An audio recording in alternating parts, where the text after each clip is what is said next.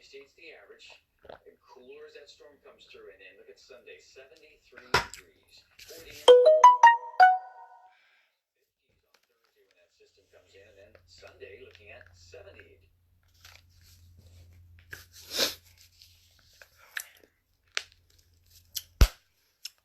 Bonjour, bonjour, voilà, que Dieu nous bénisse et que sa grâce soit avec nous. Je suis l'évangéliste plus que vainqueur, votre humble serviteur. Je suis très content de conduire encore une fois de plus cette lecture de ce 13e jour de l'année. Donc, voilà, le lundi 13 janvier 2020, Dieu nous a donné la grâce donc de voir encore cette année, surtout cette journée.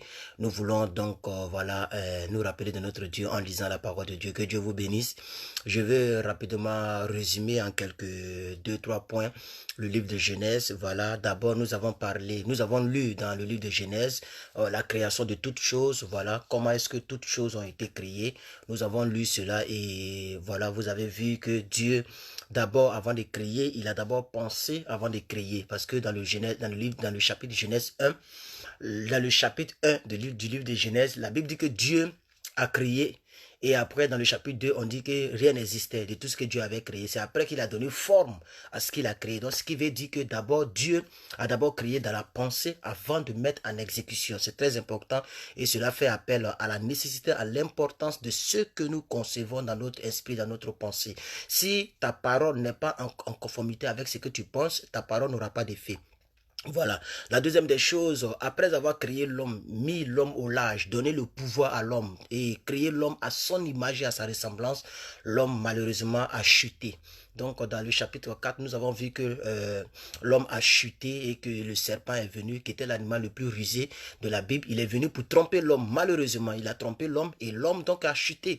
Et pour Dieu, et en ce qui concerne Dieu, ce que nous devons retenir, c'est que ce n'est pas comment tu as chuté d'abord que Dieu regarde. Est-ce que tu as chuté? C'est la question que Dieu te demandera. Quand Dieu est venu dans le jardin, il dit, où es-tu? Qui t'a appris que tu étais nu? Il n'a pas demandé comment est-ce que c'est arrivé ou bien. Non, non, non, non, non. C'est de notre responsabilité de veiller sur nos vies chrétiennes. C'est de notre responsabilité de faire attention aux tentateurs. C'est de notre responsabilité de fuir quand il faut fuir et de résister quand il faut résister. Parce que Dieu regarde le résultat et il te jugera sur le résultat. Il ne dira pas que non, comme tel révérend faisait trop le show, je voulais aller là-bas, c'est comme ça, j'étais distrait, puis la mort m'a surpris. Il va te dire, mais qui t'a envoyé là-bas? Pourquoi tu n'as pas pris ta vie au sérieux? Il ne va pas dire non, comme j'ai vu un prophète là qui délivre les gens avec ballon. Il y a un gars là qui joue ballon et quand il te dribble, tu es délivré. Donc ça m'a distrait un peu. Je voulais me repentir, mais je n'ai pas eu le temps de me repentir. J'étais en train de regarder. Dieu ne va pas regarder ça d'abord. Il va punir celui par lequel le mal passera parce qu'il a puni le serpent. Mais d'abord, toi-même, il va te demander les comptes. Qui t'a appris que tu étais nu? Donc nous avons lu dans le livre de Genèse que l'homme a chuté et que Dieu a donné la part de responsabilité à l'homme et la part donc des sentences et de conséquences à chacun des acteurs, le serpent, la femme et l'homme lui-même. Très important. Ok, et nous avons vu que dans le livre de Genèse, c'est là-bas que se trouve le premier c'est ça non, le premier assassinat, donc la première assassination, c'est ça non? Est-ce qu'on dit assassination? On peut dire les choses ici.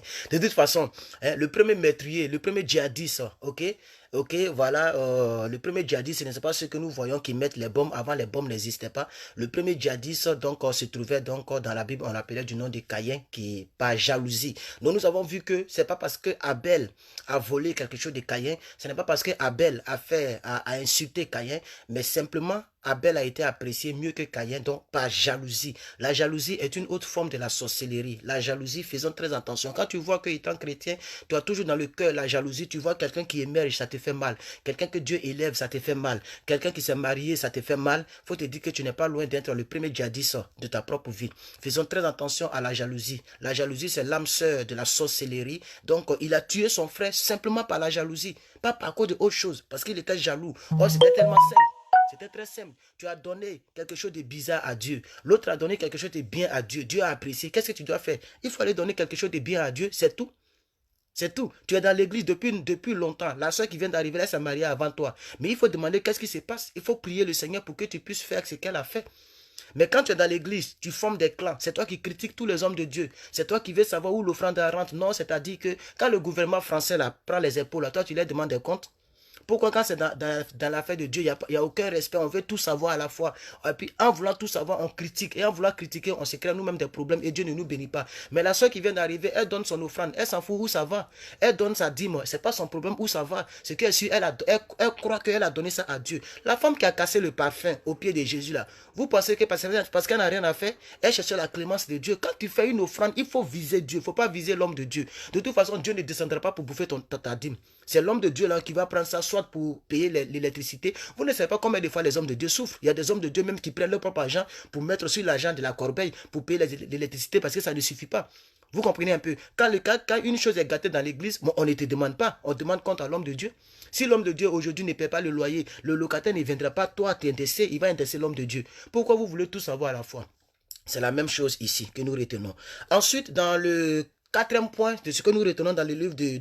Ben, j'ai pris le temps pour taper sur ma tablette. Hein, voilà.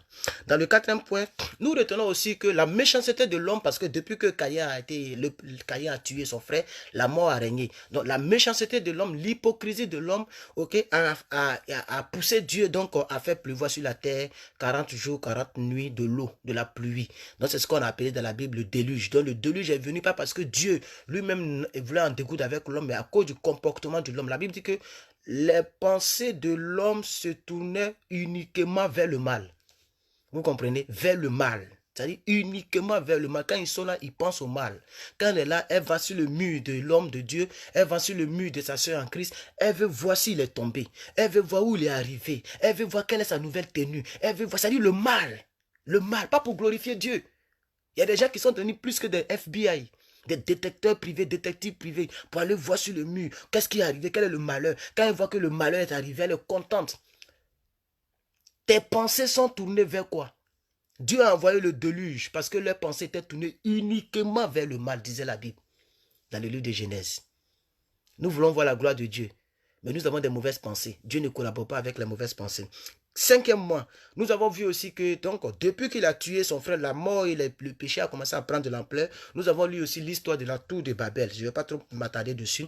1, 2, 3, 4, 5. Sixième mois, nous avons lu aussi l'histoire d'Abraham et de Sarah, qui est une histoire très très très bonne où la Bible nous renseigne, nous parle un peu de la foi. Voilà, parce que sans la foi, donc nous ne pouvons pas voir la gloire de Dieu. Voilà, et sans la foi, nous ne pouvons même pas être agréables à Dieu. Donc voilà, Abraham et Sarah sont des personnes qui ont eu la foi. Elles ont été éprouvées, mais malgré cela, elles ont cru à la promesse de Dieu et Dieu a fait des miracles. Je pense que vous savez de quoi il s'agit. Huitième fois, nous avons assisté à la naissance d'Ismaël. Vous savez comment il est né, je ne vais pas revenir sur les choses, voilà, on n'a pas trop le temps. Neuvième mois, nous avons vu la destruction de Sodome et Gomorrhe, voilà, je n'ai pas envie de revenir sur tout ça. Dixième mois, nous avons vu la naissance d'Isaac, ok, et cette naissance-là nous a fait du bien parce que, comme je l'ai dit, Abraham et Sarai étaient des personnes, Sarah était stérile, elle ne pouvait pas faire d'enfants, et Abraham était vraiment très avancé en âge, mais Dieu a fait le miracle. C'est pour dire que, quel que soit ce que tu es, quel que soit là où ta vie est arrivée, Dieu peut encore faire des miracles dans ta vie et dans ta destinée. C'est très important, ok, et nous avons vu la mort de Sarah, la mort d'Abraham et tout ce que vous savez.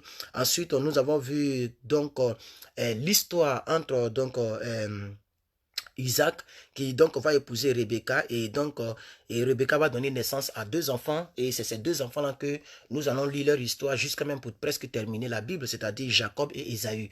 Et dans cette histoire il y a tellement de révélations. Si je veux rentrer dans les détails, on ne pourra pas commencer la lecture d'aujourd'hui, mais ce que je peux vous dire c'est que quel que soit ce que Dieu t'a promis, il va te le donner si tu continues d'être dans sa voie. Dieu a donné à Abraham Isaac parce que Isaac a continué de croire. Quel que soit, et je veux aussi dire que quelle que soit la manière dont on t'a appelé au village, quelle que soit la malédiction dont on mis sur ta vie, si tu prends le chemin du Dieu de la Bible, Dieu peut changer ton nom de Jacob, Dieu peut changer ton nom en Israël. Et c'est cet Israël-là qui a donc peuplé tout le reste de la terre, et c'est cet Israël-là dont nous sommes descendants. Très important. Voilà. Vous savez que Jacob a volé donc la bénédiction de son frère.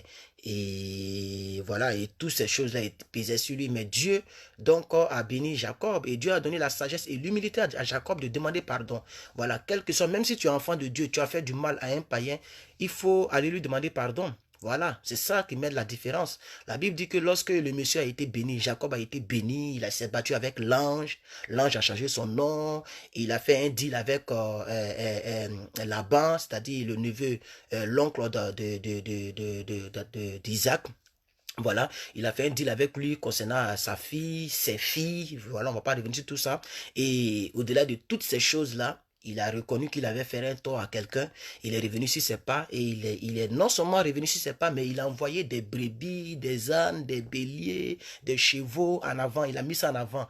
Vous voyez, il y a des pardons, quand il demande, il faut demander avec intelligence. C'est-à-dire, il a mis d'abord les biens devant et lui-même il est derrière. Donc, quand Ésaü a commencé à voir des gens venir avec des brebis, mais où vous partez? Et les gens leur ont dit, non, c'est notre patron qui nous a envoyé, son nom c'est Jacob, et il a dit que nous devons venir vous demander pardon parce qu'il a eu des problèmes avec vous. Donc c'est pourquoi il nous a mis en avant avec tous ses biens. Lui-même il est derrière, il arrive. Donc le temps que Jacob va arriver au niveau d'Ésaü, vous savez que son cœur était déjà apaisé. Vous voyez, mais il n'a même pas pris ses biens là. Vous voyez, donc c'est très important de savoir nous repentir. La repentance, c'est pas seulement de se repentir dans la chambre, de se mettre à genoux. La repentance, c'est de savoir demander pardon à la personne à qui on a offensé. Même si on est chrétien, que la personne est païenne, on doit toujours apprendre à se rabaisser, car c'est l'humilité qui précède la gloire. C'est ça que moi j'ai retenu. Si vous voulez retenir ça avec moi, je pense que c'est une bonne chose. Parce que de toute façon, Jacob, voilà, il était maudit, Dieu a changé son nom, Dieu l'a béni, il ne devait plus rien à quelqu'un, mais pourquoi il est reparti demander pardon à Ésaü? Pourquoi il est reparti demander pardon à Ésaü? Si la Bible, s'ils ont mis ça ici dans la Bible et que moi je prends ça comme résumé, c'est que nous, ça doit nous servir de leçon. Voilà, quand tu sais que tu fais du tort à quelqu'un, il faut d'abord demander pardon à la personne avant de venir demander pardon à Dieu. Et c'est biblique, on va le lire plus tard. La Bible dit, si tu as, c'est le prophète, c'est l'homme de Dieu, l'apôtre Paul qui va nous enseigner dans le Nouveau Testament. Il dit, si tu as quelque chose contre quelqu'un, dépose ton offrande, va te réconcilier avec la personne avant de venir donner. Donc c'est biblique. Donc depuis Genèse, cette image est déjà relatée ici. Vous comprenez un peu, c'est très important. Ok, et après cela, nous avons vu que c'est de ce Jacob-là qu'est sorti les 12 tribus d'Israël. Ok, voilà. Et parmi les 12 tribus d'Israël, là, nous avons vu donc l'arrivée de Joseph, qui était le 11e enfant donc, de ce monsieur-là. Et Joseph a été la personne sur qui donc les regards de Dieu étaient beaucoup plus fixés. Et donc, il a fait un rêve pour dire à quelqu'un, quel que soit le rêve que Dieu a mis à ton cœur, ça va se réaliser. Quel que soit ce que les gens vont faire. Les gens l'ont vendu, ils ont voulu même comploter de le tuer. Ruben a dit non, ne le tuez pas, ne le tuons pas, jetons-le dans la citerne. Ils l'ont jeté dans la citerne et de là, ils l'ont vendu, ils l'ont revendu donc à Potiphar, puisque les Amélécites l'ont acheté et eux aussi, ils l'ont vendu à Potiphar comme esclave, mais de l'esclave, tu vas arriver, tu vas escalader, tu vas prendre l'escalier pour arriver au trône. Donc de monsieur, ils l'ont vendu, arrivé chez Potiphar, il était aimé par Potiphar. Quand la grâce de Dieu est sur toi, que ce soit dans le malheur comme dans le bonheur, la grâce de Dieu se fait ressentir. Et je prie que cette vie-là soit ton partage. Même chez Potiphar, en tant qu'esclave, Potiphar, qui était le chef des gardes de Pharaon, n'a pas regardé Joseph en tant qu'esclave. Il dit, toi, c'est toi qui seras le maître de tous mes biens. Un homme, son cœur se trouve là où a ses biens. Donc quand un homme te donne de gérer ses biens, c'est qu'il t'a donné son cœur. Donc il ne regardait pas Joseph comme esclave. Il regardait Joseph comme un homme béni de Dieu, un homme avec qui Dieu était. Il a remarqué cela, que quand Joseph touche ses fleurs commencent à donner une bonne posture. Quand Joseph touche ses brebis, les gens accouchent bêtement. Il dit, ah, c'est que je vais te confier tout. Et c'est produit encore dans la prison. Lorsque la femme de Potiphar a dit, comme il est beau, il faut sortir avec moi. Et que Joseph a dit, non, je ne vais pas sortir avec toi. Elle a fait un faux coup d'état. Hein, vous voyez, elle a dit, non, que voici son habit. Il a voulu me violer. Ils l'ont foutu en prison. Même dans la prison, la grâce de Dieu, c'est sur lui.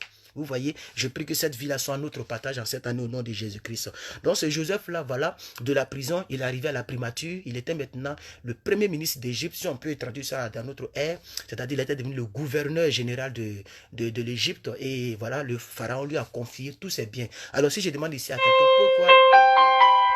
Si je demande à quelqu'un ici pourquoi Pharaon lui a confié tous ses biens, mais je pense que vous devez être en mesure d'expliquer. Il faut connaître la Bible. Il faut vraiment connaître la Bible. Vous voyez tout ce que j'explique. Là, j'ai mis seulement les points. J'ai mis point création, point chute de l'homme, point mort de Sarah. Mais tous les détails, là, ça y est dans ma tête. C'est pourquoi il faut lire la Bible. Comme je le disais dans mon groupe WhatsApp, les gens me disent non, depuis 2020 a commencé, tu n'as pas encore prêché. Tu es là seulement, tu lis la Bible. Mais un vrai homme de Dieu doit se baser sur la Bible. C'est la Bible, c'est là. C'est elle qui est notre.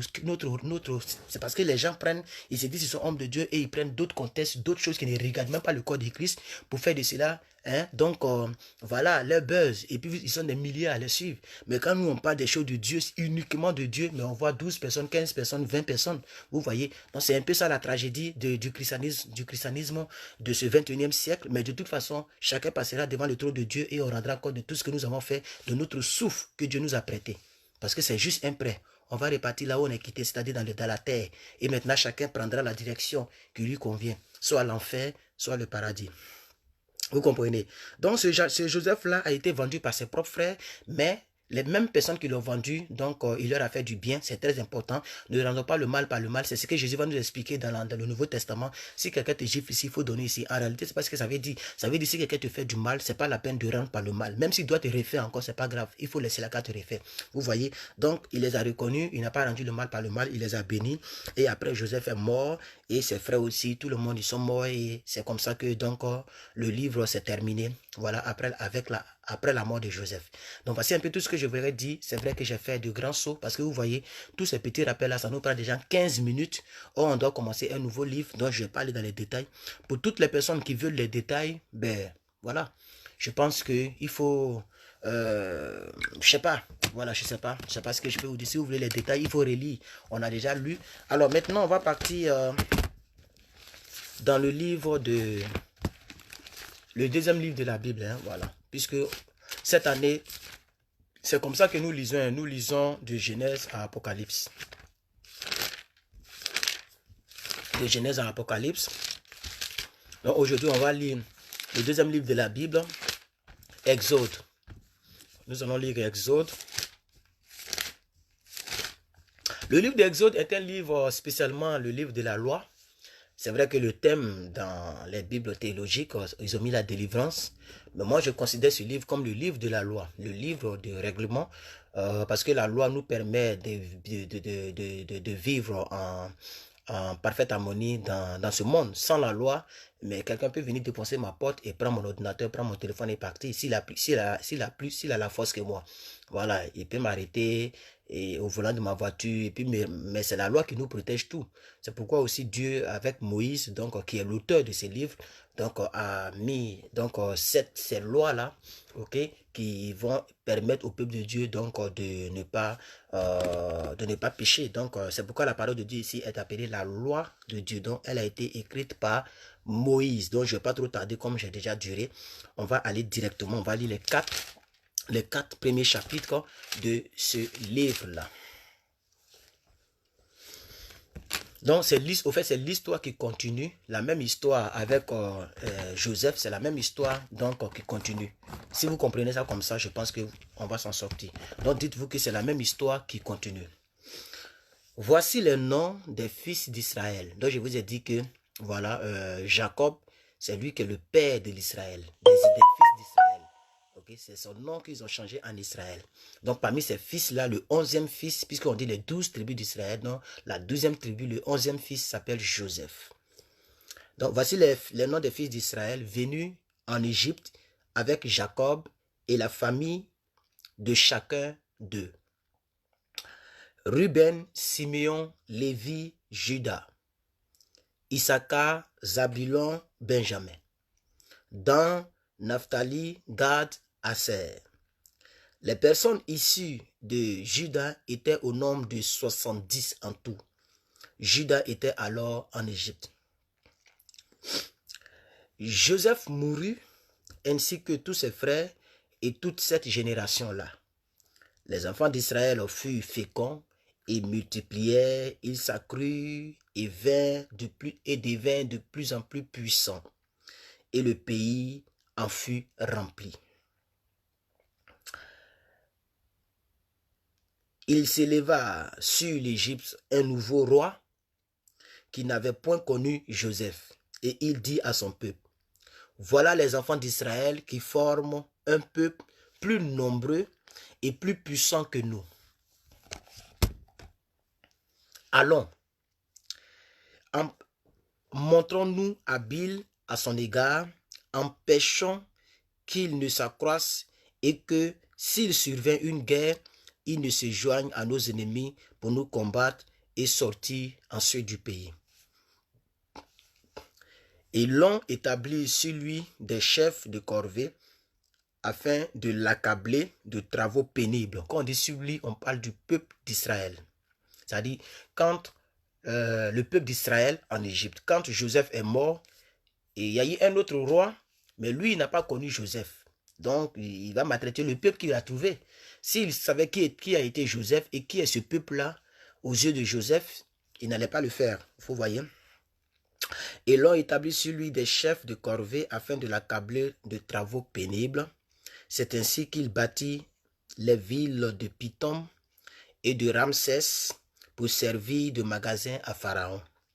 Mais plus on l'accablait, plus il se multipliait et plus il s'accroissait. Et l'on prit en aversion les enfants d'Israël. Alors les Égyptiens réduisirent les enfants d'Israël à une dure servitude. Il leur rendit la vie amère par des rudes travaux en argile et en briques et par les ouvrages des champs, et c'était avec cruauté qu'il leur imposait toutes ces charges. Le roi d'Égypte parla ainsi aussi aux sages-femmes des Hébreux, nommées l'une Shifra et l'autre Pua. Il leur dit, vous accoucherez les femmes des Hébreux et que vous les verrez sur les sièges. Si c'est un garçon, faites-le mourir, et si c'est une fille, laissez-la vivre. Mais les sages-femmes craignirent Dieu et ne firent point ce que leur avait dit le roi d'Égypte. Elles laissaient donc vivre tous les enfants. Le roi d'Égypte appela les sages-femmes et leur dit, pourquoi avez-vous agi ainsi et avez-vous laissé vivre tous les enfants? Les sages-femmes répondirent à Pharaon, c'est que les femmes des Hébreux ne sont pas comme les Égyptiennes. Elles sont vigoureuses, elles accouchent avant l'arrivée de la sage-femme. Dieu fit du bien aux sages-femmes et le peuple multiplia et devint très nombreux. Parce que les sages-femmes avaient eu la crainte de Dieu, Dieu fit prospérer leur maison. Alors Pharaon donna cet ordre à tout son peuple, vous jetterez dans le fleuve tout garçon qui naîtra et vous laisserez vivre toutes les filles. Et nous les garçons, on a des problèmes. Oh. Un homme de la maison de Lévi, ici au chapitre 2 maintenant, chapitre 2. J'espère que vous comprenez le chapitre 1. Voilà, le peuple d'Israël est devenu très nombreux. Comment faire pour accabler ce peuple, pour briser ce peuple-là? Il faut tuer tous les garçons. Parce que c'est le garçon qui donne la sémence. Si tous les garçons sont morts et ils meurent, et que les femmes là sont mortes, restent en vie, quand un autre garçon qui n'est pas de la race d'Israël va sortir avec la femme israélite et qui va accoucher l'enfant, l'enfant ne sera pas israélite, l'enfant sera directement hébreu. Je ne sais pas si vous comprenez un peu. Donc voici l'intelligence de ce monsieur, mais Dieu a touché le cœur de ces sages-femmes-là. Ils ont dit non, on ne va pas faire ça. Donc elles ont menti dans le but de pouvoir protéger le peuple d'Israël. On continue, chapitre 2. C'est là que Moïse va naître, dans le chapitre 2. Un homme de la maison de Lévi avait pris pour femme une fille de Lévi. Cette femme devint enceinte et enfantant un fils. Elle vit qu'il était beau et elle le cacha pendant 3 mois. Ne pouvant plus le cacher, elle prit une caisse de jonc qu'elle endurcit de bitume et de pois. Elle y mit l'enfant et le déposa parmi les roseaux sur le bord du fleuve. La sœur de l'enfant se tait en quelque distance pour savoir ce qui lui arriverait. La fille de Pharaon descendit au fleuve pour se baigner et ses compagnes se promenaient le long du fleuve. Elle aperçut la caisse au milieu des roseaux et elle envoya sa servante pour la prendre. Elle l'ouvrit et vit l'enfant. C'était un petit garçon qui pleurait. Elle en eut pitié et elle dit, c'est un enfant des Hébreux. Voilà, parce qu'elle savait que c'est ce que le monsieur la faisait. Alors la sœur de l'enfant dit à la fille de Pharaon, veux-tu que j'aille te chercher une nourrice parmi les femmes des Hébreux pour allaiter cet enfant? Va, lui répondit la femme du Pharaon, la fille du Pharaon. Et la jeune fille alla chercher la mère de l'enfant. La fille de Pharaon lui dit, emporte cet enfant et allaite-le-moi, je te donnerai ton salaire.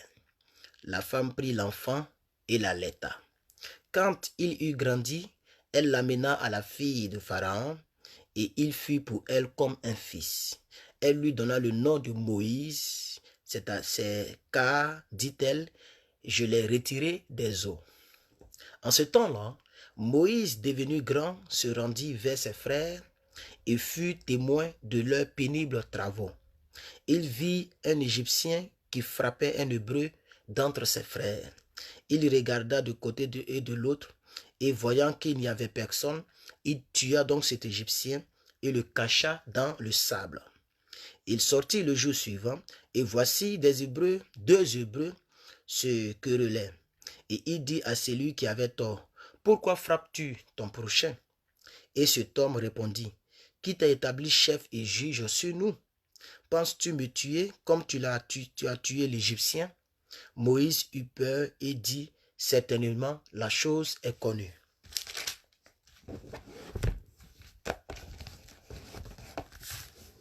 Verset 15, chapitre 2, le livre d'Exode.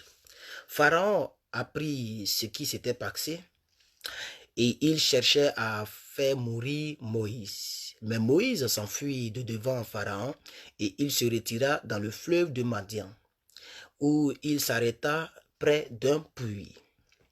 Le sacrificateur de Madian avait 7 filles. Elle vint puiser de l'eau et elle remplit les hugues ou les hugues pour abreuver le troupeau de leur père. Les bergers arrivèrent et les chassèrent. Alors Moïse se leva, prit leur défense et fit boire leur troupeau. Quand il fut de retour auprès de Ruel, leur père, il dit, « Pourquoi revenez-vous si tôt aujourd'hui ?» Elle répondit, « Un Égyptien nous a délivrés de la main des bergers, et même il nous a puisé de l'eau, et il a fait boire le troupeau. » Et il dit à ses filles, « Où est-il? Pourquoi avez-vous laissé cet homme? Appelez-le pour qu'il prenne quelque nourriture. » Moïse se décida de demeurer chez cet homme, que lui donna pour femme Séphora, sa fille. Elle enfanta un fils qu'il appela du nom de Gershon, car, dit-il, j'habite un pays étranger. Longtemps après, le roi d'Égypte mourut et les enfants d'Israël gémissaient encore sous la servitude et poussaient encore des cris. Ces cris que leur arrachait la servitude montaient jusqu'à Dieu. Dieu entendit leurs gémissements et il se souvint de son alliance avec Abraham, Isaac et Jacob. Dieu regarda les enfants d'Israël et il en eut compassion.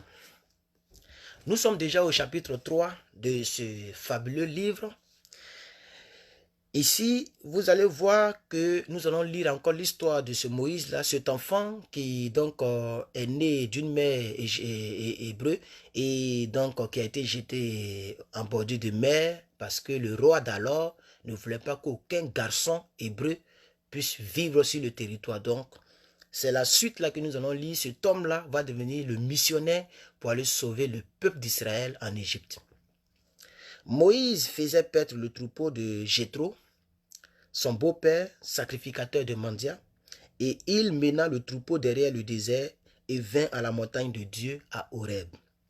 L'ange de l'Éternel lui apparut dans une flamme de feu et au milieu d'un buisson. Moïse regarda et voici, le buisson était tout en feu et le buisson ne se consumait pas. Waouh, c'est wonderful. Ça brûle mais ça ne se consume pas. C'est parce que vous comprenez les deux mots là, brûler et puis consumer. Hein? Ça peut brûler et après se consumer.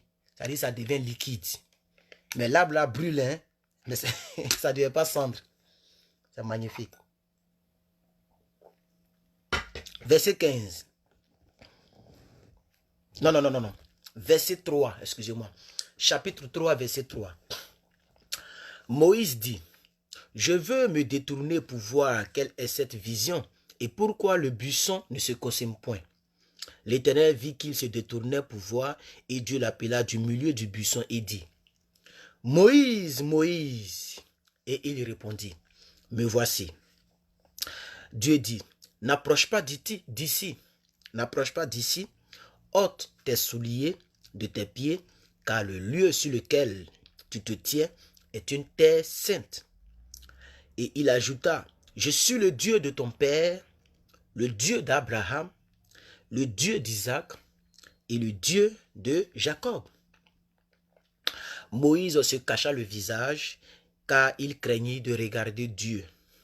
L'Éternel dit, j'ai vu donc la souffrance de mon peuple en Égypte, et j'ai entendu les cris que lui font pousser ses oppresseurs, car je connais aussi ses douleurs.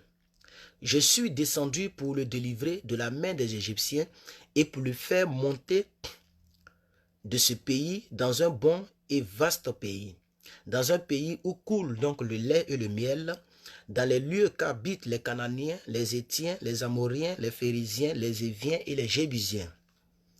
Voici, les cris d'Israël sont venus jusqu'à moi, et j'ai vu l'oppression que me font souffrir, que leur font souffrir les Égyptiens. Verset 10, chapitre 3, le livre d'Exode. C'est Dieu qui continue de parler au verset 10. Maintenant, va, je t'enverrai auprès de Pharaon, et tu feras sortir d'Égypte mon peuple, les enfants d'Israël. Moïse dit à Dieu, qui suis-je pour aller vers Pharaon et pour faire sortir d'Égypte les enfants d'Israël? Dieu dit, je serai avec toi, et ceci sera pour toi le signe que c'est moi qui t'envoie. Quand tu auras fait sortir d'Égypte le peuple, vous servirez Dieu sur cette montagne.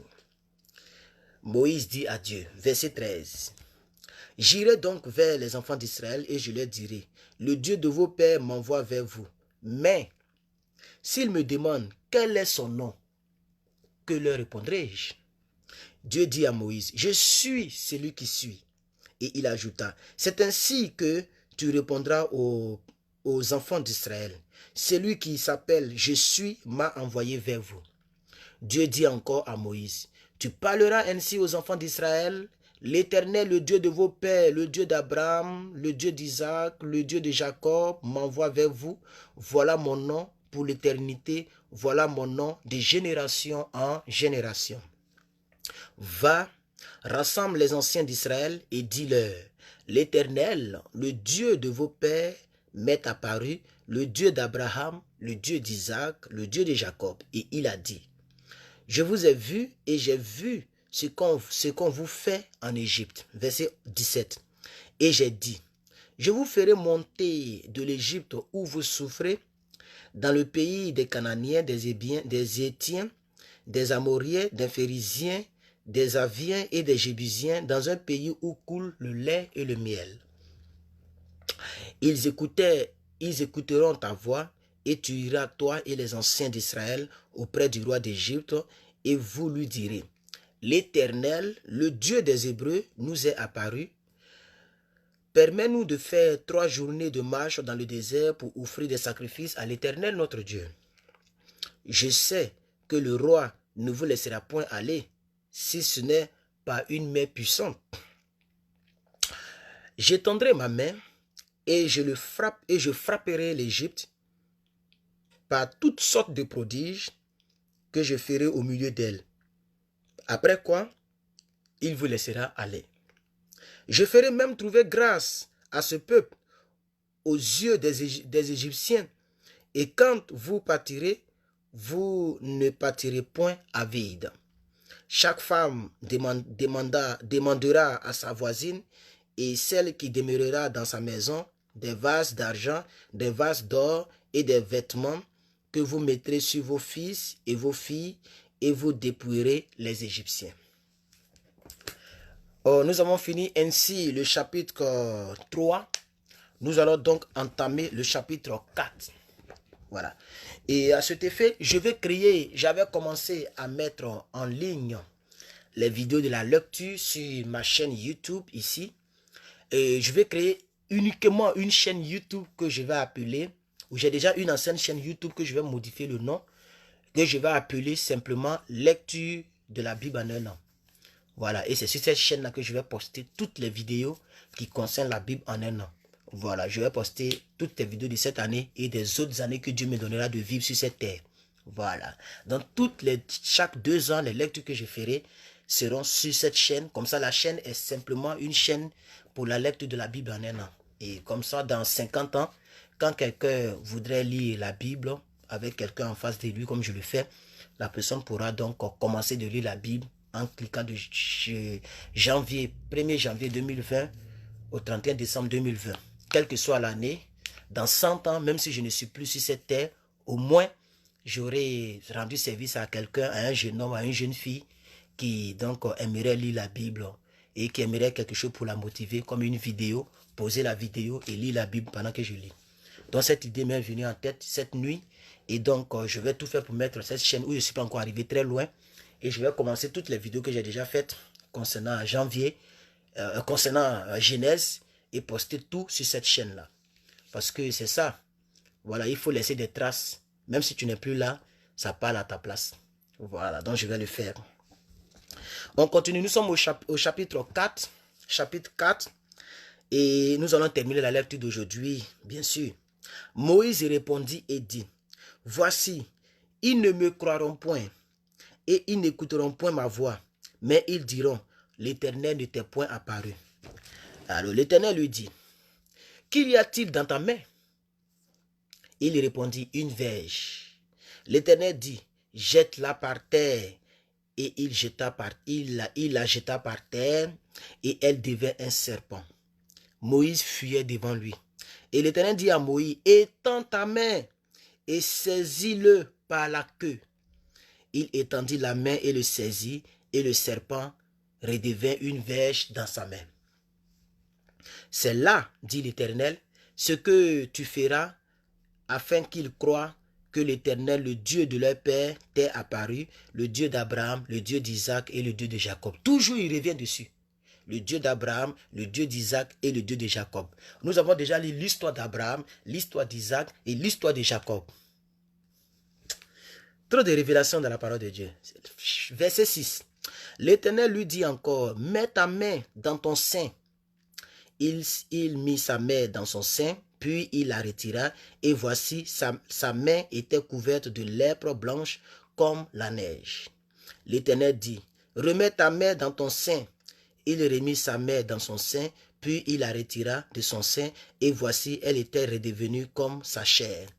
S'il ne te croit pas, dit l'Éternel, et s'il n'écoute pas encore la voix du premier signe, ils croiront au moins à la voix du deuxième signe. Verset 9. S'il ne croit pas même à ces deux signes et qu'il n'écoute pas aussi ta voix, tu prendras de l'eau du fleuve et tu la répandras sur la terre, et l'eau que tu auras prise du fleuve deviendra du sang sur la terre. Moïse dit à l'Éternel, ah Seigneur, je ne suis pas un homme qui ait la parole facile, et ce n'est ni d'hier ni d'aujourd'hui, ni d'avant-hier, ni même depuis que tu parles à ton serviteur, car j'ai la bouche et la langue embarrassées. L'Éternel lui dit, qui a fait la bouche de l'homme, et qui rend muet et qui rend sourd, qui rend voyant, qui rend aveugle? N'est-ce pas moi l'Éternel?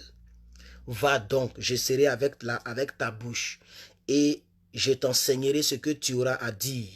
Moïse dit, ah Seigneur, envoie qui tu voudras envoyer. Envoie qui tu voudras envoyer. Alors la colère, Dieu s'est fâché. Avec tout ce que je te dis là, tu continues. Alors la colère de l'Éternel s'enflamma contre Moïse et il dit, n'y a-t-il pas ton frère Aaron? Il y a des personnes qui peuvent dire, mais si vous dites que votre Dieu est fort, pourquoi il n'a pas, parce que Moïse bégayait, il ne parle pas bien. Donc pourquoi il n'a pas réglé ça? Mais Dieu a voulu régler ça. C'est les gens qui ne lisent pas la Bible et qui prennent des portions bibliques sans savoir ce qui s'est passé et qui veulent inculper Dieu, ils veulent critiquer la Bible elle-même. Mais voilà ça, on vient de lire. Dieu a insisté dessus. Il dit, qui a créé la bouche? Qui rend sourd, qui rend muet, qui rend aveugle, qui rend voyant? N'est-ce pas moi? Va, je serai avec ta bouche. Mais Moïse dit, je vais utiliser ton frère là. Et lui va parler à ta place. C'est pas par la colère que Dieu a dit ça. C'est pas parce que Dieu ne pouvait pas guérir Moïse d'abord. Vous voyez? Donc quand tu ne lis pas la Bible à l'entièreté et que quelqu'un qui te prêche une parole pour tomber, qui est un musulman, qui veut te faire comprendre que la Bible est une fausse affaire, il va prendre cette petite partie-là. Ok? Le fait que Moïse ne parle pas bien et il va te convaincre que Dieu n'est pas fort, que le Dieu de la Bible c'est du blabla. Or Dieu lui-même l'a insisté. C'est ça qui est la vérité. Mais comme Dieu n'est pas un dictateur, il ne peut pas t'obliger. Donc il dit, bon, si c'est comme ça, où est ton frère? Il faudrait que ça soit clair aussi, ok? Voilà, donc alors nous sommes au verset 14 de ce chapitre 4 du livre d'Exode. Alors la colère de l'Éternel s'enflamma contre Moïse et il dit, n'y a-t-il pas ton frère Aaron, le Lévite? Je sais qu'il parle facilement. Le voici lui-même qui vient au-devant de toi. Et quand il te verra, il se réjouira dans son cœur. Et tu lui parleras, et tu mettras les paroles dans sa bouche, et moi, je serai avec ta bouche, avec sa bouche, et je vous enseignerai ce que vous aurez à faire. Il parlera pour toi au peuple, et il te servira de bouche, et tu tiendras pour lui la parole de Dieu. Donc c'est Moïse qui va tenir la Bible, et c'est Aaron qui va parler, comme c'est ce qu'il voulait. C'est comme ça. Dieu peut te convaincre, je vais faire telle chose, mais tu ne veux pas. Je vais faire telle chose, tu ne veux pas. Il va changer de stratégie. Voilà. Puisqu'il ne veut pas t'obliger à croire. On continue. Alors, verset 17, il dit, prends dans ta main cette verge avec laquelle tu feras les signes. Moïse s'en alla, et de retour auprès de Jéthro, son beau-père, il lui dit, laisse-moi, je te prie, aller rejoindre mes frères qui sont en Égypte, afin que je voie qu'ils sont encore vivants. Jéthro dit à Moïse, va en paix. L'Éternel dit à Moïse et à Mandia, va, retourne en Égypte, car tous ceux qui en voulaient à ta voix sont morts. Moïse prit sa femme, ses fils, il les fit monter sur des ânes et retourna dans le pays d'Égypte. Il prit dans sa main la verge de Dieu. L'Éternel dit à Moïse, en partant pour retourner en Égypte, vois tous les prodiges que je mets en ta main. Tu les feras devant Pharaon, et moi j'endurcirai son cœur, et il ne laissera point aller le peuple. Tu diras à Pharaon, ainsi par l'Éternel, Israël est mon fils, mon premier-né. Je te dis, laisse aller mon fils pour qu'il me serve. Si tu refuses de les laisser aller, voici, je ferai périr ton fils, ton premier-né. Pendant le voyage, en un lieu où Moïse passa la nuit, l'Éternel l'attaqua et voulut le faire mourir. Séphora prit une pierre aiguë, coupa la perruque, la prépuce de son fils et le jeta aux pieds de Moïse en disant, tu es pour moi un époux de sang. Et l'Éternel le laissa. C'est alors qu'il dit époux de sang à cause de la circoncision. L'Éternel dit à Aaron, va dans le pays au-devant de Moïse. Aaron partit et raconta Moïse à la montagne de Dieu. Et il le baisa. Moïse fit connaître à Aaron toutes les paroles de l'Éternel qu'il avait envoyées et tous les signes qu'il lui avait ordonné de faire. Aaron et Moïse poursuivirent leur chemin et ils assemblèrent tous les anciens des enfants d'Israël. Aaron rapporta toutes les paroles que l'Éternel avait dites à Moïse et il exécuta les signes au peuple aux yeux de Dieu du peuple et le peuple crut. Il apprit que l'Éternel avait visité les enfants d'Israël et qu'il avait vu leurs souffrances et ils s'inclinèrent et se prosternèrent. Voilà. Donc, nous avons fini donc, peuple de Dieu, cette première partie dans ce deuxième livre de la Bible qui est le livre d'Exode. Voilà. J'ai pris la peine de rappeler un peu tout ce que nous avons vu en Genèse et nous avons lu ces premiers livres. Donc vous devez comprendre que dans ce premier livre-là, nous retenons, dans ce deuxième livre et les 4 premiers chapitres de ce deuxième livre d'Exode, nous retenons simplement que lorsque l'homme de Dieu Joseph est décédé, alors le peuple, son peuple qu'il a laissé, a connu une souffrance atroce.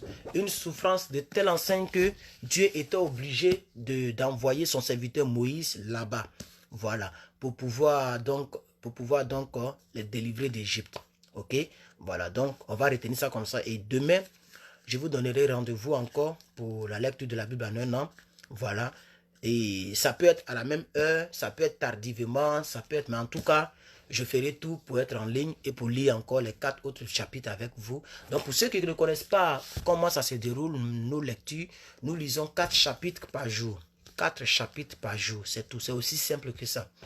Et selon les calculs que j'ai faits, ok, d'ici 31 décembre, nous aurons fini les 66 livres de la Bible. Que Dieu vous bénisse et à la prochaine.